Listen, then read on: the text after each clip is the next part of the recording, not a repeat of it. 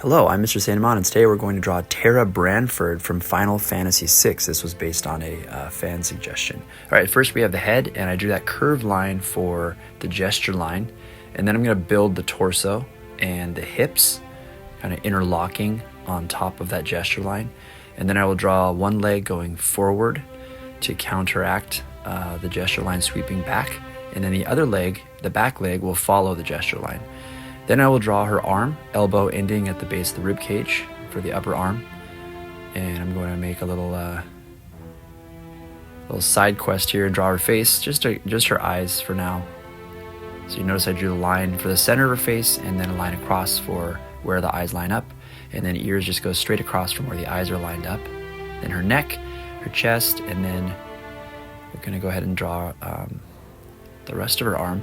I think I'll have her hand coming forward as if it's like holding flames. So her ability has to do with fire. And let's have a little flame up there for now.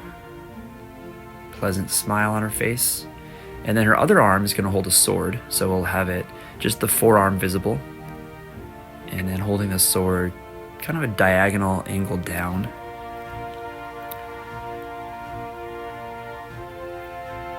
All right, and then, yeah, I messed up on that sword. It's all right. Okay, so what I'm going to do now is draw her hair. So her hair parts in the middle, and then we have, like a hairline, but then it kind of goes down on the side of her eyes.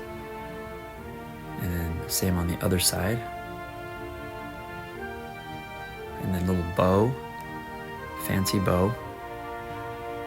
And her ponytail coming back from behind there. And I honestly have never heard of this character. I've never played Final Fantasy VI, but it was a good challenge from Professor Byleth 8489, so thank you for that.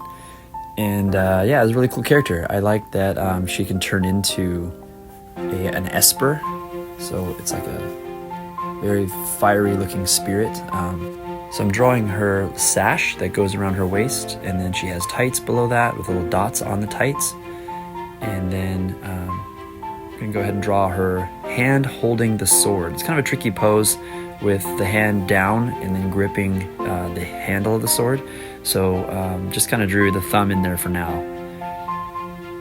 All right, I'm just defining her fingers. Another tricky pose for this hand is that it's coming towards us. So we don't really see the palm, nor do we see the thumb. And then I will draw the hilt of the sword. So Terra Branford is 18 years old. She's a daughter of a human mother and a father who's an Esper. She was mentally enslaved by an empire. I'm blanking on the name right now.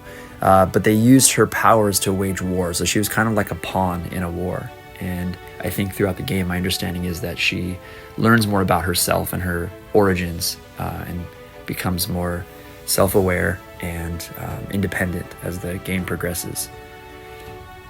All right, just finishing up some of the line art, and now I'm going to ink the lines, and I'm using my Copic Gas and Fide. Again, it's one of my favorite brush pens. I prefer brush pens just because of, usually I get a nice line variation. So based on the pressure that I put on the paper, I'll get a wider line or a narrower line if I lift off of the paper. I think line width is underappreciated by beginner artists because we all want to have perfect lines that are consistently straight, but I think showing the life of the line where you have variation with the thickness in areas and light touches on other areas. Also, it's good to add emphasis. If I wanted to add shading, I could actually make a thicker line on the bottom of a form and lighter lines where the sunlight or light is hitting. All right, just the last couple of little things here. I encourage you to, in the comments, suggest my next challenge. This was a good challenge, and I really appreciate it. So bring on more challenges, and also be sure to subscribe. Thanks for watching.